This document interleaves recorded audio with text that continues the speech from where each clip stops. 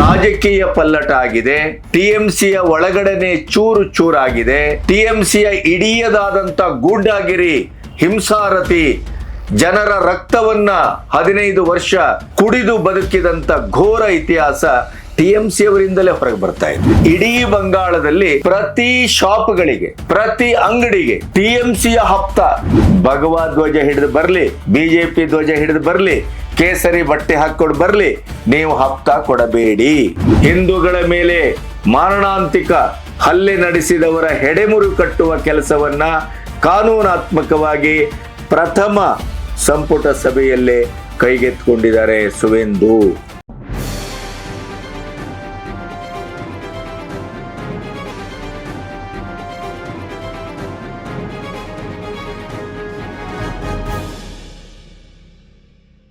ನಮಸ್ತೆ, B Ganapati news ಚಾನೆಲ್ಗೆ ಸ್ವಾಗತ. ಮೇ 9 ಬಂಗಾಳದಲ್ಲಿ ಸುವೇಂದು ಅಧಿಕಾರಿಯ ಸಾಮ್ರಾಜ್ಯದ ಪ್ರಮಾಣ ವಚನ 3 ದಿನ ಕಳೆದಿದೆ. ಈ 3 ದಿನದಲ್ಲಿ ಇಡೀ ಬಂಗಾಳದ ಒಂದು ಪುನರ್ ಪ್ರತಿಷ್ಠಾಪನೆಯ ಪರ್ವಕಾಲವೇ ಸಂದು ಹೋಗಿದೆಯೇ ಅನ್ನುವಂತ ಅಚ್ಚರಿ, ನಿಬ್ಬೆರಗು, ವಿಸ್ಮಯ. ನಿಜವಾಗಿಯೂ ಒಂದು ದೇಶ, ಕಾಲ, ಧರ್ಮ, ಜನಜೀವನ, ಅವರ ಭಾವನೆಗಳು, ಅವರ ಅಗತ್ಯತೆಗಳು ಅವೆಲ್ಲವನ್ನ ದೃಷ್ಟಿಯಲ್ಲಿ ಇಟ್ಟುಕೊಂಡು ಕಟ್ಟೋಣದ ಒಂದು ಕಾರ್ಯಕ್ಕೆ ಸಂಕಲ್ಪ ಮಾಡಿದರೆ ಏನನ್ನೆಲ್ಲ ಮಾಡಬಹುದು?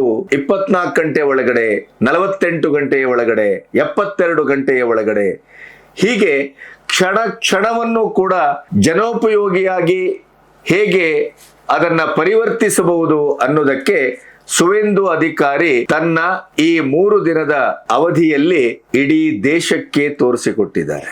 ಪ್ರತಿ ಕ್ಷಣವನ್ನೂ ಕೂಡ ಬಂಗಾಳದ ಪುನರುತ್ಥಾನಕ್ಕೆ ಅವತರಿಸಿದ ಜೀವ ಅನ್ನುವ ರೀತಿಯಲ್ಲಿ ಕೆಲಸವನ್ನ ಮುಂದುವರಿಸಿದ್ದಾರೆ. ಹಾಗಾದ್ರೆ ನಿಮಗೆ 24 ಗಂಟೆ ಒಳಗಡೆ ಅವರು ಏನ್ ಮಾಡಿದ್ರು ಅನ್ನೋದನ್ನ ಕಳೆದ ವಿಡಿಯೋದಲ್ಲಿ ಹೇಳಿದ್ದೆ. ಈ ಹೊತ್ತಿಗೆ ಅಲ್ಲಿ ರಾಜಕೀಯ ಪಲ್ಲಟ ಆಗಿದೆ. ಟಿಎಂಸಿಯ ಒಳಗಡೆನೆ ಚೂರು ಚೂರಾಗಿದೆ. ಟಿಎಂಸಿಯ ಇಡೀದಾದಂತ ಗೂಂಡಾಗಿರಿ, ಹಿಂಸಾರತಿ, ಜನರ ರಕ್ತವನ್ನ 15 ವರ್ಷ ಕುಡಿದು ಬದುಕಿದಂತ ಘೋರ ಇತಿಹಾಸ ಟಿಎಂಸಿ ಅವರಿಂದಲೇ ಹೊರಗೆ ಬರ್ತಾ ಇದೆ. ಅದರ ಜೊತೆಗೆ ಬಿಜೆಪಿಯ ಇಡೀದಾದಂಥ ಒಂದು ಆ ಚಾರಿತ್ರಿಕ ವಿಜಯವನ್ನ ಬಂಗಾಳಿಗರು ಯಾವ ರೀತಿ ಸಂಭ್ರಮಿಸ್ತಾ ಇದ್ದಾರೆ ಅಂತಂದ್ರೆ, ದಿನಕ್ಕೊಂದು ಚಿತ್ರ, ಕ್ಷಣಕ್ಕೊಂದು ಚಿತ್ರ, ಅದನ್ನು ನೋಡಿದ್ರೇನೆ ಕಣ್ಣು, ಮನಸ್ಸು, ಹೃದಯ ತುಂಬಿ ತುಂಬಿ ತುಳುಕ್ತದೆ. ಭಾರತದಲ್ಲಿ ಇಂಥ ಒಂದು ರಾಜ್ಯ ಇತ್ತೇ? ಇಂಥ ಒಂದು ಸಂಕಷ್ಟಕರ ಪರಿಸ್ಥಿತಿಯನ್ನ ಪ್ರತಿ ಕ್ಷಣವೂ ಬಂಗಾಳದ ರಾಜ್ಯ ಎದುರಿಸ್ತಾ ಇತ್ತೆ? ಆ ಜನ 1947ರಲ್ಲಿ ಭಾರತಕ್ಕೆ ಸ್ವಾತಂತ್ರ್ಯ ಬಂತು, 78 ವರ್ಷ ಕಳೆದಿದ್ದೇವೆ. ಆದರೆ ಬಂಗಾಳಕ್ಕೆ ನಿಜವಾದ ಸ್ವಾತಂತ್ರ್ಯ 2026 ಮೇ 4 ದಕ್ಕಿದೆ, ಸಿಕ್ಕಿದೆ, ಅನುಭವಿಸ್ತಾ ಇದ್ದಾರೆ, ಅನುಭವದಲ್ಲಿ ನೋಡ್ತಾ ಇದ್ದಾರೆ. ಆ ಬೀದಿಯಲ್ಲಿ, ಮನೆಗಳಲ್ಲಿ, ಮನಸ್ಸುಗಳಲ್ಲಿ ಮೋದಿಯವರ ಬಗ್ಗೆ ಇರುವಂತ ಪ್ರೀತಿಯ ಆ ಮಹಾಪುರ ಹರಿಯುವುದನ್ನ ಗಮನಿಸಿದ್ರೆ ಸಾರ್ಥಕ ಅಂತ ಅನಿಸ್ತದೆ. ಸುವೇಂದು ಅಧಿಕಾರಿಯವರ 3 ದಿನದ ಡೆವಲಪ್ಮೆಂಟ್ ಏನು ಅನ್ನೋದರ ಬಗ್ಗೆ ಫೋಕಸ್ ಮಾಡ್ತಾ, ಬಂಗಾಳದಲ್ಲಿ 15 ವರ್ಷದಿಂದ ಧಾರ್ಮಿಕ ನೆಲೆಯಲ್ಲಿ, ವೈಯಕ್ತಿಕ ನೆಲೆಯಲ್ಲಿ ಮತ್ತು ಟಿಎಂಸಿ ಗೂಂಡಾಗಿರಿಯ ನೆಲೆಯಲ್ಲಿ ಏನೇನೆಲ್ಲ ಜನ ಕಳ್ಕೊಂಡಿದ್ರು, ಅದರ ಒಂದು ಈ ಕ್ಷಣದಲ್ಲಿ ಮತ್ತೆ ಅದನ್ನ ಅನುಭವಿಸ್ಲಿಕ್ಕೆ ಜನ ಹೇಗೆ ಸಂಭ್ರಮಿಸ್ತಾ ಇದ್ದಾರೆ ಅನ್ನುವ ಕೆಲವು ಝಲಕ್ಗಳನ್ನು ಕೂಡ ಈ ವಿಡಿಯೋದಲ್ಲಿ ನಿಮಗೆ ಹೇಳಬೇಕು. ಬಂಗಾಳದ ಪುನರುತ್ಥಾನದ ಚರಿತ್ರೆ ಇದು. ಆಗಾಗ ಮಾತಾಡಬೇಕು, ಮತ್ತೆ ಮಾತಾಡಬೇಕು, ಮತ್ತೆ ನಿಮ್ಮೊಟ್ಟಿಗೆ ಅದನ್ನು ಹಂಚ್ಕೋಬೇಕು. ಯಾಕೆಂತಂದ್ರೆ ಬಂಗಾಳದಲ್ಲಿ ಇಡೀ ದೇಶದ ಆತ್ಮ ಇದೆ, ಇಡೀ ದೇಶದ ಸಂವೇದನೆ ಇದೆ, ಇಡೀ ದೇಶದ ಅಸ್ಮಿತೆ ಇದೆ, ಇಡೀ ದೇಶದ ಸನಾತನ ಧರ್ಮದ ಹೊಕ್ಕಳು ಬಳ್ಳಿ ಇದೆ. ನಾನು ಇದನ್ನು ಬಹಳ ಸಾರಿ ಹೇಳಿದ್ದೇನೆ. ಚಿಂತನೆಯ ದ್ರವ್ಯ ಇದೆ ಬಂಗಾಳದಲ್ಲಿ. ಏನಿದೆ ಎಲ್ಲವೂ ಇದೆ. ಅದು ಭಾರತದ ಮೂಲ ಧಾತು. ನೋಡಿ, 600 ಕಿಲೋಮೀಟರ್ ವ್ಯಾಪ್ತಿಯಲ್ಲಿ 45 ದಿನದಲ್ಲಿ ಲೇಸರ್ ಬೇಲಿಯನ್ನ ಮಾಡಲಿಕ್ಕೆ ಆರ್ಡರ್ ಆಗಿದೆ. ನಿನ್ನೆ 3 ದಿನದಲ್ಲಿ ನಾವು ಭಾರತವನ್ನ ಪಾಕಿಸ್ತಾನದ ಒಂದು ಸಹಕಾರದೊಟ್ಟಿಗೆ ಭಾರತವನ್ನೇ ನಾವು ಕಬ್ಜಾ ಮಾಡ್ತೇವೆ ಅಂತ ಹುಂಕರಿಸಿದ ಇದೇ ಬಾಂಗ್ಲಾದೇಶ ಬಾಯಿ ಮುಚ್ಕೊಂಡು ಪಂಚೇಂದ್ರಿಯಗಳನ್ನು ಮುಚ್ಕೊಂಡು ಮೋದಿಯವರ ಭಯಕ್ಕೆ ತುಟಿ ಪಿಟಕ್ಕನ್ನದೆ ಬಾರ್ಡರ್ ಅನ್ನ ಓಪನ್ ಮಾಡಿ ಕೊಟ್ಟಿದೆ. ಇದು ಭಾರತದ ತಾಕತ್ತು. ಈ ಎಲ್ಲ ವಿವರಗಳನ್ನ ನಿಮ್ಮೊಟ್ಟಿಗೆ ಹಂಚ್ಕೋಬೇಕು. ಇಲ್ಲಿಯವರೆಗೆ ನನ್ನ ಚಾನೆಲ್ ಅನ್ನ ಸಬ್ಸ್ಕ್ರೈಬ್ ಮಾಡದೇ ಇದ್ರೆ ಸಬ್ಸ್ಕ್ರೈಬ್ ಮಾಡಿ. ಸ್ವತಂತ್ರ ಪತ್ರಿಕೋದ್ಯಮಕ್ಕೆ ಬೆಂಗಾವಲಾಗಿ. ನಂಬರ್ 1 ನೋಡಿ, TMC ಗೂಂಡಾಗಳು ಯಾವ ರೀತಿ ವರ್ತಿಸ್ತಿದ್ರು ಅಂತಂದ್ರೆ ನೀವು ಯೋಚನೆ ಮಾಡ್ಲಿಕ್ಕೂ ಸಾಧ್ಯ ಇಲ್ಲ ಅಂತ. ಇಡೀ ಬಂಗಾಳದಲ್ಲಿ ಪ್ರತಿ ಶಾಪ್ಗಳಿಗೆ, ಪ್ರತಿ ಅಂಗಡಿಗೆ TMCಯ ಹಪ್ತಾ ಓಪನ್ ಟು ಆಲ್. ಈಗ ನಮ್ಮಲ್ಲಿ ಪೊಲೀಸರ ಹಪ್ತಾ ಇದೆ ನೋಡಿ, ಹೂ ಮಾರುವವರಿಂದ ಹಿಡಿದು ಮೀನು ಮಾರುವವರೆಗೆ ಎಲ್ಲರಿಗೂ ಅವರು ಅವರದೇ ಆದ ದಾಟಿಯಲ್ಲಿ ವಸೂಲು ಮಾಡ್ಕೊಂಡು ಹೋಗ್ತಾರೆ. ಆದ್ರೆ ಅದಲ್ಲ, ಓಪನ್ ಪ್ರತಿ ಅಂಗಡಿಗೂ ಅವರದೇ ಆದಂತ ಹಪ್ತಾ ಇತ್ತು. ಸುವೇಂದು ಅಧಿಕಾರಿ ಎಲ್ಲ ಬಿಜೆಪಿ ಕಾರ್ಯಕರ್ತರ ತಂಡವನ್ನ ಮಾಡಿ ಪ್ರತಿ ಶಾಪಿಗೆ ಕಳಿಸಿ ಯಾವುದೇ ಕಾರಣಕ್ಕೂ ಇನ್ನು ಮುಂದೆ ನೀವು ಹಪ್ತಾ ಕೊಡುವ ಪ್ರಶ್ನೆಯೇ ಇಲ್ಲ, ಅದು ಬಂದ್. ಅದರ ಮಧ್ಯೆ ಇನ್ನೊಂದು ಮಜಾ ನಡೀತಾ ಇದೆ. TMC ಕಾರ್ಯಕರ್ತರು ಬಿಜೆಪಿಯ ಭಗವಧ್ವಜ ಹಿಡಿದು ಕೇಸರಿಯ ಬಟ್ಟೆಯನ್ನು ಧರಿಸಿ ಅವರು ಬಿಜೆಪಿಯ ಹೆಸರಿನಲ್ಲಿ ಹಪ್ತಾ ವಸೂಲಿಗೆ ಇಳಿದವರನ್ನು ಹಿಡಿದಾಕಿದ್ದಾರೆ. ಬಿಜೆಪಿಯ ಹೆಸರಿನಲ್ಲಿ TMC ಅಷ್ಟೇ ಗೂಂಡಾಗಿರಿ ಮಾಡೋದಲ್ಲ, ಅಧಿಕಾರಕ್ಕೆ ಬಂದ್ರೆ ಬಿಜೆಪಿ ಕಾರ್ಯಕರ್ತರು ಗೂಂಡಾಗಿರಿ ಮಾಡ್ತಾರೆ ಅನ್ನೋದನ್ನ ಸೃಷ್ಟಿಸ್ಲಿಕ್ಕೆ, ಅಂತ ಒಂದು ಪ್ರಪೋಗಾಂಡವನ್ನ ಮಾಡ್ಲಿಕ್ಕೆ TMC ಕಾರ್ಯಕರ್ತರು ಪ್ರಯತ್ನವನ್ನ ಮಾಡಿದ್ರು. ಅದನ್ನು ಕೂಡ ಹಿಡಿದಾಕಿದ್ದಾರೆ. ಸುವೇಂದು ಅಧಿಕಾರಿ ಆರ್ಡರ್ ಮಾಡಿದ್ದಾರೆ, ಭಗವಧ್ವಜ ಹಿಡಿದು ಬರ್ಲಿ, ಬಿಜೆಪಿ ಧ್ವಜ ಹಿಡಿದು ಬರ್ಲಿ, ಕೇಸರಿ ಬಟ್ಟೆ ಹಾಕೊಂಡು ಬರ್ಲಿ, ನೀವು ಹಪ್ತಾ ಕೊಡಬೇಡಿ. ಅವರಿಗೆ ಸಪರೇಟ್ ನಂಬರ್ ಕೊಟ್ಟಿದ್ದಾರೆ. ಆ ನಂಬರಿಗೆ ಡೈಲ್ ಮಾಡಿ ನಾವು ತಕ್ಷಣ ಅದಕ್ಕೆ ಆಕ್ಷನ್ ತಗೊಳ್ತೇವೆ. ಬಾರ್ಡರ್ ಅನ್ನ ಸೀಲ್ ಮಾಡುವ ಕೆಲಸದ ಬಗ್ಗೆ ಈಗಾಗಲೇ ಮಾತಾಡಾಗಿದೆ. ಪೊಲೀಸ್ ಗೂಂಡಾಗಳನ್ನ ಎತ್ತಂಗಡಿ ಮಾಡೋದ್ರ ಬಗ್ಗೆ ಮಾತಾಡಿದ್ದೇನೆ. ಹಿಂದೂಗಳ ಮೇಲೆ ದೌರ್ಜನ್ಯ ನಡೀತಿದ್ದಾರಲ್ಲ, 15 ವರ್ಷ ನಿರಂತರವಾಗಿ ಅತ್ಯಾಚಾರ, ಕೊಲೆ, ಸುಲಿಗೆ, ಮನೆಯನ್ನ ಬೆಂಕಿ ಹಾಕಿ ಸುಟ್ಟದ್ದು ಎಲ್ಲವೂ ನಡೆದಿತ್ತಲ್ಲ, ಆ ಇಡೀ ಪ್ರಕರಣವನ್ನ ರೀಓಪನ್ ಮಾಡಲಾಗಿದೆ. ಹಿಂದೂಗಳ ಮೇಲೆ ಮಾರಣಾಂತಿಕ ಹಲ್ಲೆ ನಡೆಸಿದವರ ಹೆಡೆಮುರು ಕಟ್ಟುವ ಕೆಲಸವನ್ನ ಕಾನೂನಾತ್ಮಕವಾಗಿ ಪ್ರಥಮ ಸಂಪುಟ ಸಭೆಯಲ್ಲೇ ಕೈಗೆತ್ತಿಕೊಂಡಿದ್ದಾರೆ ಸುವೇಂದು. ಇನ್ನು ಈ ಬಂಗಾಳದ ಬಗ್ಗೆ ಮಾತಾಡ್ತಾ ಹೋದ್ರೆ ನಿಮಗೆ ಎಲ್ಲವೂ ಆಶ್ಚರ್ಯವೇ ಅಂತ ನೀವು ಕಲ್ಪಿಸ್ಕೊಳ್ಳಿಕ್ಕೂ ಸಾಧ್ಯ ಇಲ್ಲ. ನೋಡಿ, ಸರ್ಕಾರದ ಟೋಲ್ ಇದೆ. ನಾವೀಗೆಲ್ಲ ತಿರುಗಾಡ್ತೇವಲ್ಲ, ಹುಬ್ಬಳ್ಳಿ, ಧಾರವಾಡ ಅಥವಾ ಹೊನ್ನಾವರ ಅಥವಾ ಕಾರವಾರ, ಇನ್ನೊಂದು ಮಗದೊಂದು, ಈಗೆಲ್ಲ ರೋಡ್ ಅದ್ಭುತವಾಗಿ ಆಗಿದೆ, ಅದಕ್ಕೆ ಟೋಲ್ ಕಟ್ಟಬೇಕು. ಓಕೆ, ಈ ಬಂಗಾಳದಲ್ಲಿ ಸರ್ಕಾರದ ಟೋಲ್ ಅಷ್ಟೇ ಅಲ್ಲ, TMC ಟೋಲ್ ಪ್ರತ್ಯೇಕ. ನೋಡಿ, ಸರ್ಕಾರದ ಟೋಲ್ ಇದ್ದೇ ಇದೆ, TMC ಟೋಲ್ ಪ್ರತ್ಯೇಕ. ಕಾರ್ಯಕರ್ತರದು ಗೂಂಡಾಗಿರಿ ವಸೂಲಿ ಅದಕ್ಕೆ ಬ್ಯಾನ್ ಮಾಡಿದ್ದಾರೆ ಸುವೇಂದು. ಯಾವುದೇ ಕಾರಣಕ್ಕೂ ಸರ್ಕಾರದ ಅಧಿಕೃತ ಟೋಲ್ ಬಿಟ್ರೆ ಇನ್ಯಾವ ಟೋಲ್ ಅನ್ನು ಯಾರೂ ಕಟ್ಟಬೇಕಾಗಿಲ್ಲ. ಬಿಜೆಪಿ ಬಂಗಾಳದಲ್ಲಿ ಅಧಿಕಾರಕ್ಕೆ ಬಂದ್ರೆ ನಿಮಗೆ ಮೀನ್ ಸಾರು, ಮೀನು ನಿಮಗೆ ಸಿಗೋದಿಲ್ಲ, ಅವರು ಅದನ್ನ ಬಂದ್ ಮಾಡ್ತಾರೆ ಅಂತ ಹೇಳೋ ಒಂದು TMC ಪ್ರಪಗಾಂಡವನ್ನ ಮಾಡಿತ್ತು. ಸುವೇಂದು ಅಧಿಕಾರಿ ಈ 3 ದಿನದಲ್ಲಿ ಮೊದಲು ಮಾಡಿದ ಕೆಲಸ ಅಂದ್ರೆ ಸಾರ್ವಜನಿಕರಿಗೆ ಮೀನು ಮತ್ತು ಮೀನ್ ಸಾರಿನ ಅನ್ನ, ಮೀನ್ ಸಾರು ಮತ್ತು ಅನ್ನ ಅದನ್ನ ಹಂಚುವ ಕೆಲಸವನ್ನ ಮಾಡಿದ್ದಾರೆ. ನಾವು ಅದಲ್ಲ, ಆಹಾರ ವಿರೋಧಿಗಳಲ್ಲ. ಬಿಜೆಪಿ ಅಂದ್ರೆ ಬ್ರಾಹ್ಮಣರ ಪಕ್ಷ ಅಲ್ಲ, ಬಿಜೆಪಿ ಅಂದ್ರೆ ಶಾಕಾಹಾರಿ ಅಲ್ಲ. ಅವರವರ ಆಹಾರ ಪದ್ಧತಿ ಅವರವರದು. ಗೋಹತ್ಯೆ ನಿಷೇಧಕ್ಕೆ ಅದಕ್ಕೆ ಪ್ರತ್ಯೇಕವಾದಂತ ಚಿಂತನೆ ಇದೆ, ದೇಶದ ಅಸ್ಮಿತೆ ಇದೆ, ಅದಕ್ಕೆ ಅದರದೇ ಆದಂತ ಧಾರ್ಮಿಕವಾದ ಕಾರಣ ಇದೆ. ಮೀನು ಅನ್ನವನ್ನ ಹಂಚಿದ್ರು. ಇನ್ನು ದೀದಿಯ ಅಧಿಕಾರಾವಧಿಯಲ್ಲಿ ಜನಗಣತಿ, ಜಾತಿ ಗಣತಿಯನ್ನ ಅವರು ಮಾಡಲಿಕ್ಕೆ ಒಪ್ಪಿರಲಿಲ್ಲ, ನಿರ್ಬಂಧ ಹೇರಿದ್ರು. ತಕ್ಷಣ ಸುವೇಂದು ಈಗ ಜನಗಣತಿ ಮತ್ತು ಜಾತಿ ಗಣತಿ ಎರಡನ್ನೂ ಆರಂಭಿಸಲಿಕ್ಕೆ ಆರ್ಡರ್ ಮಾಡಿದ್ದಾರೆ. ಇನ್ನೊಂದು IAS IPS ತರಬೇತಿಗೆ ಬಂಗಾಳವನ್ನ ಬಿಟ್ಟು ಹೋಗುವಾಗೆ ಇರಲಿಲ್ಲ. ಇದು ಸಂವಿಧಾನ ವಿರೋಧಿ, ದೇಶ ವಿರೋಧಿ, ಒಕ್ಕೂಟ ವ್ಯವಸ್ಥೆಯ ವಿರೋಧ. ಆದರೂ ಇಂಥ ವಿರೋಧಗಳನ್ನ ಸಾಕಷ್ಟು ಮಾಡಿದ್ದಾರೆ. ಇನ್ನೊಂದೆರಡು ವಿಷಯ ಹೇಳ್ತೇನೆ, ನೀವು ಬೆರಗಾಗಿ ಹೋಗ್ತೀರಿ, ನಿಮಗೆ ನಂಬಲಿಕ್ಕೆ ಸಾಧ್ಯ ಇಲ್ಲ. ಅಂತ ಕೆಲಸವನ್ನು ಮಮತಾ ಬ್ಯಾನರ್ಜಿ ಮಾಡಿದ್ದಾರೆ. ಅಂದ್ರೆ ಪ್ರತ್ಯೇಕ ರಾಷ್ಟ್ರ ಅನ್ನುವಂಥ ಒಂದು ಕಲ್ಪನೆಯನ್ನ, ಭ್ರಮೆಯನ್ನ ಬಾಂಗ್ಲಾ ಇವತ್ತೇನು ಸೃಷ್ಟಿಸ್ತಾ ಇದೆ, ನೀವು ಪ್ರತ್ಯೇಕ ರಾಷ್ಟ್ರ ಘೋಷಿಸಿ ಹೋರಾಟ ಮಾಡಿ ನಾವಿದ್ದೇವೆ ಅಂತ ಹೇಳ್ತಾ ಇದ್ದಾರಲ್ಲ, ಅದನ್ನ 15 ವರ್ಷದಿಂದ ಮಮತಾ ಬ್ಯಾನರ್ಜಿ ಭಾರತದ ಒಳಗಿದ್ದು ಪ್ರತ್ಯೇಕವಾದಂತ ರಾಷ್ಟ್ರವನ್ನಾಗಿ ಬಂಗಾಲವನ್ನ ಕಂಡಿದ್ದು. ಅದಕ್ಕೆ ಬೇಕಾದಷ್ಟು ಸಾಕ್ಷಿಗಳು ಸಿಗ್ತವೆ. IAS IPS ಅದು ರಾಜ್ಯಾಂತರ ಮತ್ತು ದೆಹಲಿಗೋ ಇನ್ನೊಂದು ರಾಜ್ಯಕ್ಕೋ ಬೇರೆ ಬೇರೆ ಕಡೆ ಹೋಗಿ ಅದಕ್ಕೆ ಅದರ ತರಬೇತಿಯ ಅದರದೇ ಆದಂತ ಪರಿಕ್ರಮ ಇದೆ. ಅದನ್ನೇ ನಿಷೇಧ ಮಾಡಿದ್ರು. ನೀವೆಲ್ಲೂ ಹೋಗುವಂಗಿಲ್ಲ, ಬಂಗಾಳದ ಒಳಗಡೆನೆ ತರಬೇತಿ ಆಗ್ಬೇಕು, ಬಂಗಾಳದ ಒಳಗನೆ ಕೆಲಸ ಆಗ್ಬೇಕು. ಆ ನಿರ್ಬಂಧವನ್ನ ತೆಗೆದು IAS IPS ತರಬೇತಿಗೆ ಈಗ ಅದಕ್ಕೆ ಏನು ಅದರದೇ ಆದಂತ ಒಂದು ಶಿಸ್ತು ಪರಿಕ್ರಮ ಇದೆ, ಅದಕ್ಕೆ ಪುನಃ ಸುವೇಂದು ಅಧಿಕಾರಿ ಅದನ್ನ ಒಳಪಡಿಸಿದ್ದಾರೆ. ಇನ್ನು ಉದ್ಯೋಗ ನೇಮಕದಲ್ಲಿ ಉದ್ಯೋಗವನ್ನ ವೃದ್ಧಿಸುವ, ಬಂಗಾಳಿಗರು ಉದ್ಯೋಗಕ್ಕಾಗಿ ಹೊರನಾಡಿಗೋ ಇನ್ನೊಲ್ಲಿಗೋ ಹೋಗಬೇಕಾದಂತ ಅಗತ್ಯ ಇಲ್ಲ, ನಿಮಗೆ ಇಲ್ಲಿ ಸಾಕಷ್ಟು ಉದ್ಯೋಗವನ್ನ ನಾವೇ ಸೃಷ್ಟಿಸ್ತೇವೆ ಅನ್ನುವುದರ ಪ್ರಥಮ ಹೆಜ್ಜೆಯಾಗಿ ನೇಮಕಾತಿಯಲ್ಲಿ 5 ವರ್ಷ ಸಡಲಿಕೆಯನ್ನ ಮಾಡಿದ್ದಾರೆ. ಇದು ಬಹುತೇಕವಾಗಿ ಬಂಗಾಲದ ಯುವ ಸಮುದಾಯಕ್ಕೆ ಆತ್ಮಾನಂದವನ್ನು ತಂದಿದೆ. TMC ಕಾರ್ಯಕರ್ತರಾದ್ರೆ ಸಾಕು, ನಿಮಗೆ ಅರ್ಹತೆ ಇದೆಯೋ, ವಿದ್ಯೆ ಇದೆಯೋ, ಸರ್ಟಿಫಿಕೇಟ್ ಇದೆಯೋ, ನೋ.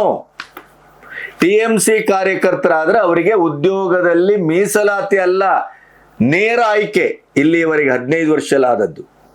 ಆದರೆ ಈಗ ಸುವೇಂದು ಅಧಿಕಾರಿಯವರು ಉದ್ಯೋಗ ನೇಮಕಾತಿಯಲ್ಲಿ ಸಾಮೂಹಿಕವಾದಂಥ ಒಂದು ಶಿಸ್ತು ಮತ್ತೆ ಅದಕ್ಕೆ ಅದರದೇ ಆದಂಥ ನೇಮಕಾತಿಯ ಏನು ಪ್ರಮಾಣೀಕೃತ ವ್ಯವಸ್ಥೆ ಅಂತಿದೆ ಅದನ್ನು ತರುವುದರ ಜೊತೆಗೆ 5 ವರ್ಷ ಸಡಿಲಿಕೆಯನ್ನ ಮಾಡಿದ್ದಾರೆ. ನೋಡಿ, ಇದನ್ನೇ ನಾನು ಹೇಳಿಕೊಟ್ಟದ್ದು. IPC ಪಿನಲ್ ಕೋಡ್ ಇತ್ತಲ್ಲ, ಅದು BNS ಅಂತ ಆಯ್ತಲ್ಲ, ಇಡೀ ದೇಶದಲ್ಲಿ ಅದನ್ನು ಜಾರಿ ಮಾಡಬೇಕು ಅಂತ ಕೇಂದ್ರ ಸರ್ಕಾರ ಸರ್ಕ್ಯುಲರ್ ಅನ್ನ ಹೊರಡಿಸಿದೆ. ಅದು ಸಾಂವಿಧಾನಿಕವಾದದ್ದು, ಸಂಪುಟದಿಂದ ಅಸ್ತು ಅಂತ ಅನ್ನಿಸಿಕೊಂಡು ರಾಷ್ಟ್ರಪತಿ ಅಂಕಿತವಾಗಿ ಕಾನೂನಾಗಿ ಬದಲಾದದ್ದು. IPS ಇದ್ದದ್ದು BNS. IPC ಬದಲಾಗಿ BNS ಆದದ್ದು ಆ IPC ಕೋಡ್ ಅನ್ನೇ ಇವತ್ತಿನವರೆಗೂ ಜಾರಿಯಲ್ಲಿ ಇಟ್ಟಿದ್ರು ಅಂತ. ಅಂದ್ರೆ ಹಾಗಾದ್ರೆ ನೀವು ಯೋಚನೆ ಮಾಡಿ, ಬಂಗಾಲ ಭಾರತದ ಒಳಗೆ ಇತ್ತೇ, ಸಂವಿಧಾನವನ್ನ ಕೈಲಿಡ್ಕೊಂಡು ಸಂವಿಧಾನ ರಕ್ಷಣೆ ಅಂತಾರಲ್ಲ, ಸಾಂವಿಧಾನಿಕವಾದ ಪರಿಕ್ರಮ ಇದು. IPC ಯನ್ನ BNS ಅನ್ನು ಬದಲಾವಣೆ ಮಾಡಿ ಅದನ್ನು ಜಾರಿಗೊಳಿಸಿದ್ದನ್ನ ಇನ್ನೂವರೆಗೂ ಜಾರಿ ಮಾಡಿರಲಿಲ್ಲ ಬಂಗಾಲದಲ್ಲಿ. ಈಗ BNS ಜಾರಿ ಆಗಿದೆ, ತಕ್ಷಣದಿಂದ ಜಾರಿಯಾಗಿದೆ. ಇನ್ನು ದೀದಿ ಮಾಡಿದಂಥ ಲಕ್ಷ್ಮೀ ಭಂಡಾರ ಯೋಜನೆ, ಈಗ ನಮ್ಮಲ್ಲಿ BJP ಮಾಡಿದಂಥ ಎಲ್ಲ ಯೋಜನೆಯನ್ನು ಕಾಂಗ್ರೆಸ್ಸಿಗರು ಬಂದರೂ ಸಾರಾ ಸಗಟು ತೆಗೆದು ಬಿಸಾಡೋದು, ಕಾಂಗ್ರೆಸ್ಸಿಗರು ಮಾಡೋದು ಯೋಜನೆಯನ್ನ BJP ಬಂದರೆ ಸಾರಾ ಸಗಟು ತೆಗೆದು ಬಿಸಾಡೋದು ಮಾಡ್ತಾರಲ್ಲ, ಸುವೇಂದು ಅಧಿಕಾರಿ ಆ ಥರ ಮಾಡಿಲ್ಲ. ಲಕ್ಷ್ಮೀ ಭಂಡಾರ ಯೋಜನೆಯಲ್ಲಿ SC STಗೆ ಪ್ರತಿ ಮಹಿಳೆಗೆ 1200 ರೂಪಾಯಿ, ಸಾಮಾನ್ಯ ಮಹಿಳೆಗೆ 1000 ರೂಪಾಯಿ ಕೊಡ್ತಾ ಇದ್ರು. ಅದನ್ನ ಮುಂದುವರಿಸಿದ್ದಾರೆ. ಇನ್ನು ಮುಖ್ಯಮಂತ್ರಿ ಸುವೇಂದು ಅಧಿಕಾರಿಯವರು ಒಂದು ಆರ್ಡರ್ ಅನ್ನ ಪಾಸ್ ಮಾಡಿದ್ದಾರೆ ಸಾಮೂಹಿಕವಾಗಿ. ಏನು ಅಂತಂದ್ರೆ, ಯಾವುದೇ ಕಾರಣಕ್ಕೂ ಅಧಿಕಾರ ಕೇಂದ್ರೀಕೃತಗೊಳ್ಳಕೂಡದು, ಎಲ್ಲದಕ್ಕೂ ನನ್ನನ್ನ ಕೇಳಿ ಬರಬೇಡಿ. ಆಯಾಯ ಇಲಾಖೆಗೆ ಆಯಾಯ ಮಿನಿಸ್ಟರ್ಗಳಿರ್ತಾರೆ, ಅವರ ಹತ್ರನೇ ನಿಮ್ಮ ಸಮಸ್ಯೆಯನ್ನ ಬಗೆಹರಿಸ್ಕೊಳ್ಳಿ. ಅಧಿಕಾರ ವಿಕೇಂದ್ರೀಕರಣದ ಲಾಕ್ಷಣಿಕ ಸ್ವರೂಪ ಇದು. ಪ್ರತಿ ಮುಖ್ಯಮಂತ್ರಿಗಳು ಏನು ಬಯಸ್ತಾರೆ, ಎಲ್ಲವೂ ನಮ್ಮ ಹತ್ರನೇ ಬರಬೇಕು. ಯಾಕೆಂದ್ರೆ ಹಿಂದೆ ಮಮತಾ ದೀದಿ ಅಲ್ಲಿ ಅಧಿಕಾರದಲ್ಲಿದ್ದಾಗ ಎಲ್ಲರೂ ನಾಮಕಾವಾಸ್ತೆ ಮಿನಿಸ್ಟರ್ಗಳೇ ಹೊರತು, ಪೋರ್ಟ್ಫೋಲಿಯೋ ಹೊರತು ಯಾವುದೇ ಒಂದು ನಿರ್ಧಾರವನ್ನ ತೆಗೆದುಕೊಳ್ಳುವುದಿದ್ರು ಅದು ಮುಖ್ಯಮಂತ್ರಿ ಕೇಂದ್ರೀಕೃತ, ಮಮತಾ ಬ್ಯಾನರ್ಜಿ ಕೇಂದ್ರೀಕೃತ ಮತ್ತು ಪ್ರಸಾದ, ಅವರಿಂದಲೇ ಪ್ರಸಾದ ಕೊಡಲ್ಪಡಬೇಕು. ಅದನ್ನ ಯಾಕೆಂದ್ರೆ ಒಂದು ಕಾಲದಲ್ಲಿ ಮಮತಾ ಬ್ಯಾನರ್ಜಿಯವರ ಬಲಗೈ ಬಂಟರ ರೀತಿ ಇದ್ದಂಥವರು ಸುವೇಂದು ಅಧಿಕಾರಿ, TMCಯ ಬಹಳ ದೊಡ್ಡ ಸ್ಥಾನವನ್ನ ಹೊಂದಿದವರು, ಅಲ್ಲಿಂದ ಈಚೆ BJP ಬಂದವರು. ಯಾರೆಲ್ಲ ಕಾಂಗ್ರೆಸ್ ಇಂದ, TMC ಇಂದ ಅಥವಾ ಇತ್ಯಾದಿಯಿಂದ ಹೊರಗೆ ಬಂದು BJPಗೆ ಸೇರ್ತಾರೋ ಅವರೆಲ್ಲರೂ ಮುಖ್ಯಮಂತ್ರಿಗಳಾಗ್ತಾ ಇದ್ದಾರೆ ಅಂತ ಅಂದ್ಕೊಳ್ಬೇಕು ನಾವೀಗ. ಯಾಕೆಂತಂದ್ರೆ ಇವತ್ತು ಸುದಿನ ಅಸ್ಸಾಂನಲ್ಲಿ ಬಿಸ್ವಂತ್ ಶರ್ಮಾ ಅಧಿಕಾರದ ಪ್ರಮಾಣ ವಚನ, ಅವರು ಕಾಂಗ್ರೆಸ್ನಿಂದ ಬಂದವರು. ಇನ್ನು ಇಲ್ಲಿ ಸುವೇಂದು ಅಧಿಕಾರಿ ಅವರು ಕಾಂಗ್ರೆಸ್ನಿಂದ ಬಂದವರು. ಹಾಗಾಗಿ ಏನು TMC ತೃಣಮೂಲ ಕಾಂಗ್ರೆಸ್, ಹಾಗಾಗಿ ಅವ್ರಿಗೆ ಗೊತ್ತಿದೆ ಅದು ಅಧಿಕಾರದ ಕೇಂದ್ರೀಕೃತ ಸ್ವರೂಪದ ಕಥೆ ಏನು, ವ್ಯಥೆ ಏನು ಅನ್ನೋದು. ಅವರು ಅದಕ್ಕೆ ಮೊದಲು ಹೇಳಿದ್ದಾರೆ, ಯಾವುದೇ ಕಾರಣಕ್ಕೂ ಅಧಿಕಾರದ ಕೇಂದ್ರೀಕೃತ ವ್ಯವಸ್ಥೆ ಇಲ್ಲಿ ಇರೋದಿಲ್ಲ, ಅವರವರು ಅವರವರ ಜವಾಬ್ದಾರಿಯನ್ನು ನಿರ್ವಹಿಸ್ತಾರೆ. ನಿಮ್ಮ ನಿಮ್ಮ ಕೆಲಸ ಎಲ್ಲೆಲ್ಲಿ ಯಾವ್ಯಾವ ಅಧಿಕಾರದ ಯಾವ್ಯಾವ ಡಿಪಾರ್ಟ್ಮೆಂಟು ಯಾವ್ಯಾವ ಮಿನಿಸ್ಟರ್ ಕೈ ಕೆಳಗೆ ಬರುತ್ತೋ ಅಲ್ಲಿಗೆ ಹೋಗಬೇಕು. ಇನ್ನೊಂದು ಬಹಳ ಮಹತ್ವದ್ದು 2021 ಚುನಾವಣೆಯ ಹಿಂಸಾಚಾರ. ಅಲ್ಲಿ ಬಿಜೆಪಿ ಕಾರ್ಯಕರ್ತರು 321ಕ್ಕೂ ಹೆಚ್ಚು ಜನ ಕಗ್ಗೊಲೆಯಾಗಿದ್ರು. ಇಡೀ ದೇಶವೇ ತಲ್ಲಣಿಸುವ ರೀತಿಯಲ್ಲಿ ಆ ಇಡೀ ಪ್ರಕರಣವನ್ನ ಪುನರ್ ತನಿಖೆಗೆ ಒಳಪಡಿಸಿದ್ದಾರೆ ಸುವೇಂದು ಅಧಿಕಾರಿ. ಬಿಲದಲ್ಲಿದ್ದವರೆಲ್ಲ ಹೊರಗೆ ಬರಬೇಕೀಗ. ಟಿಎಂಸಿಯ ಗೂಂಡಾಗಳು, ಕೊಲೆಗಡಕರು ಏನೇನು ಮಾಡಿದ್ರು ಅವೆಲ್ಲವೂ ಈಗ ಹೊರಗೆ ತರ್ತೇವೆ ಅಂತ ಶಪಥ ಮಾಡಿದ್ದಷ್ಟೇ ಅಲ್ಲ, ಅವರ ಕೇಸನ್ನು ರಿಓಪನ್ ಮಾಡಿದ್ದಾರೆ. ಅದರ ಜೊತೆಗೆ 321 ಬಿಜೆಪಿ ಕಾರ್ಯಕರ್ತರ ಮನೆಗಳ ಯೋಗಕ್ಷೇಮದ ಜವಾಬ್ದಾರಿಯನ್ನ ಸರ್ಕಾರ ವಹಿಸಿಕೊಂಡಿದೆ ಮತ್ತು ಅವರ ವಿದ್ಯಾರ್ಹತೆಗೆ ಸಂಬಂಧಪಟ್ಟು ಆ ಅರ್ಹತೆಯ ಆಧಾರದಲ್ಲಿ ಪ್ರತಿಯೊಂದು ಕುಟುಂಬಕ್ಕೂ ಒಂದೊಂದು ಉದ್ಯೋಗ ಕೊಡುವುದರ ಬಗ್ಗೆ ಬಹಳ ಸ್ಪಷ್ಟವಾದಂಥ ಹೆಜ್ಜೆಯನ್ನ ಸುವೇಂದು ಅಧಿಕಾರಿಯವರು ಇಟ್ಟಿದ್ದಾರೆ. ಅದರ ಜೊತೆಗೇನೆ ಅಕ್ರಮ ಕಳ್ಳ ಸಾಗಾಣಿಕೆ ಅದನ್ನು ತಕ್ಷಣದಿಂದ ನಿಷೇಧಿಸಿದರೆ. ಆಮೇಲೆ ರಸ್ತೆಗಳಲ್ಲಿ ನಮಾಜ್ ಮಾಡುವಾಗಿಲ್ಲ, ನೋ. ಕಂಡಲ್ಲಿ ರಸ್ತೆಗಳಲ್ಲಿ ನಮಾಜ್ ಮಾಡ್ತಾ ಇದ್ರು. ಮಮತಾ ಬ್ಯಾನರ್ಜಿ ಅವರು ಅವರಿಗೆ ಅಭಯ ಹಸ್ತವನ್ನ ಬೆನ್ನ ಮೇಲೋ ತಲೆ ಮೇಲೋ ಇಟ್ಟಿದ್ರು. ಅದನ್ನ ಕಡ್ಡಾಯವಾಗಿ ಈಗ ರಸ್ತೆಗಳಲ್ಲಿ ನಮಾಜು ಮಾಡುವ ಹಾಗೆ ಇಲ್ಲ, ಮರಳು ಮಾಫಿಯಾ ಇಲ್ಲ, ಈ ರೀತಿಯ ಹಲವು 10 ಒಂದು ಕ್ರಮಗಳನ್ನ ಕಾನೂನನ್ನ ಜಾರಿ ಮಾಡಿದ್ದಷ್ಟೇ ಅಲ್ಲ, ಇಡೀ ಬಂಗಾಳವನ್ನ ಸ್ವಚ್ಛವಾಗಿ, ಸುಂದರವಾಗಿ, ಸಮೃದ್ಧವಾಗಿ, ಶಾಂತಿಯುತವಾಗಿ ಸರ್ವೇ ಜನ ಸುಖಿನೋ ಭವಂತು ಅನ್ನುವ ರೀತಿಯಲ್ಲಿ ಕಟ್ಟುವ ಒಂದು ಸಂಕಲ್ಪದ ಮೊದಲ ಹೆಜ್ಜೆ ಹೇಗಿರಬಹುದು ಅನ್ನೋದಕ್ಕೆ, ಹೇಗಿರಬೇಕು ಅನ್ನೋದಕ್ಕೆ ಮಾದರಿಯಾಗಿ ಸುವೇಂದು ಅಧಿಕಾರಿಯವರು ತನ್ನ ಈ 3 ದಿನದಲ್ಲಿ ಅದ್ಭುತವಾದಂಥ ಹೆಜ್ಜೆಗಳನ್ನಿಟ್ಟಿದ್ದಾರೆ.